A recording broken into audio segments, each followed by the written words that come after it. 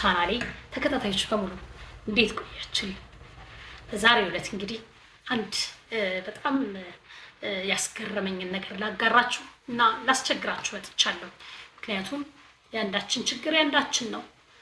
ሁላችንም ነገ ወርቂያችን ነገ ምን እንደርስበት አይታወቅም እና ሰሞኑን ወደ ጌርጌሴኖን የህሙማን መርጃ ማዕከል ጎራ ብዬ ነበር።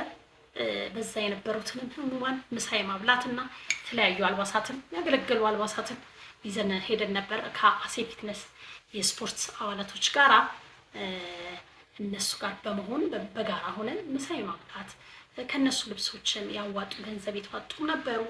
የምሳ ፕሮግራሞችን አድርገን ነበርና በዚህ አጋጣሚ የአሴ ፊትነስ ስፖርት አባላቶችን በተለይ ማስተር ሰይፉን፣ አሌክስን፣ ፎሌን ይህን በማስተባበር ትልቁን ስራ የሰሩ እነሱ ናቸውና በጣም ልናመሰግናቸው ወዳለሁኝ። በእናንተ ስም እናንተ ምን ታመሰግኑልኝ ፈልጋለሁ። ይህ የጌርጌሴኖን የህሙማን መርጃ ማዕከል በጣም በርካቶችን ከ600 በላይ የሆኑ ወንዶችን ከ270 በላይ የሚደርሱ ደግሞ ሴቶች የአእምሮ ህሙማን ታካሚዎችን በማገዝ በአንድ ቤት ውስጥ በኪራይ ቤት ውስጥ ሰብስቦ በማገዝ እና በመመገብ በጣም ሕክምና በመስጠት ትልቅ ስራ እየሰሩ ያሉ ወንድም እህቶቻችን በእግዚአብሔር ስም ልናመሰግናቸው ይገባል፣ ልናግዛቸውም ይገባል። ከ20 ዓመት በላይ ሆኖታል እንግዲህ ጌርጌሴኖን ከተመሰረተ ወደ ሽሮ ሜዳ ቁስቋም ማርያም አካባቢ ይገኛል።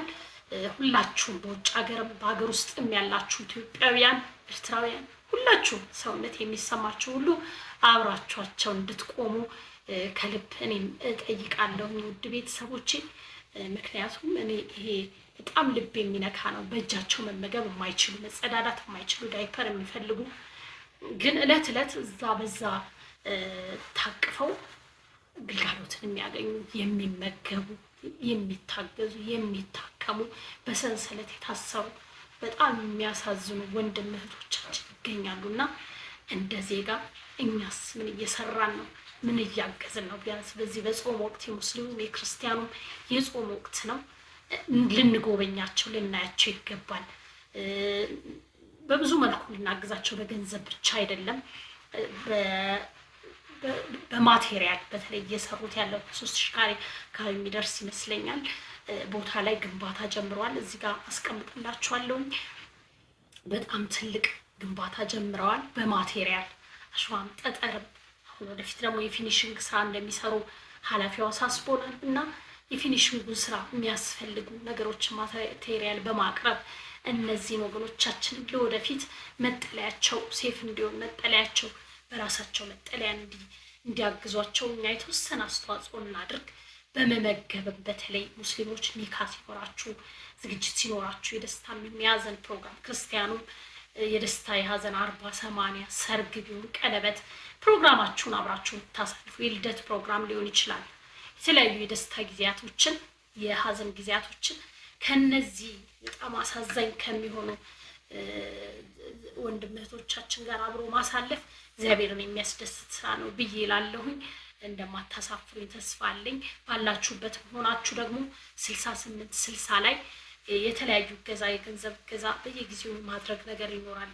መሄድ የማትችሉ መሄድና መጎብኘት ግን የምትችሉ ሰዎች ፍቅር ለነሱ መስጠት ማብላት በእጃቸው የማይበሉ አሉና እነሱን ማገዝ እግዚአብሔር የሚያስደስተው ወይም እግዚአብሔር የሚወደው ስራ ነው ላለው የዩቲዩብ ቻናል ቤተሰቦች እናንተም እየሄዳችሁ በረከቱን ተካፈሉልኝ እላለሁ። አብራችሁኝ ስላላችሁ ስለምትከታተሉ እንግዲህ ውድ ቤተሰቦቼ ያው በጌርጌሴኖን የህሙማን መርጃ ማዕከል የነበረኝ በተወሰነ መልኩ ያው በፎቶ እንደምታዩት ነበረ እና በጣም ጥሩ ጊዜ ነበረ። እናንተም እንግዲህ ከዚህ በረከት ያላችሁበት እንድትሳተፉ ያው የድርጅቱ መስራችና ዋና አስተዳዳሪ ጥሪያቸውን አስተላልፈዋል። ይሄው የጀመሩት ህንጻ አለና ይህን ህንጻ በመጨረስ በማገዝ ቢያንስ የሚኖርበትን ነገር ሴፍ እንድናደርግ ጥሪ አስተላልፈዋል። እንግዲህ እግዚአብሔር እንርዳና እናግዛቸው። በተቻለን እጅ ለእጅ እንያያዝ። ህሙማኑን ማገዝ ትልቁ የእያንዳንዳችን ኃላፊነት ነውና እግዚአብሔር ቢፈቅድ እግዚአብሔር ቢረዳን ተባብረን ይሄንን ህንጻቸውን እንጨርስላቸው ላለሁኝ አብራችሁኝ ስላላችሁ ስለምታበረታቱኝ ስለምትሰጡኝ ሐሳብና አስተያየት ሁሉ ከልቤ አመሰግናለሁ።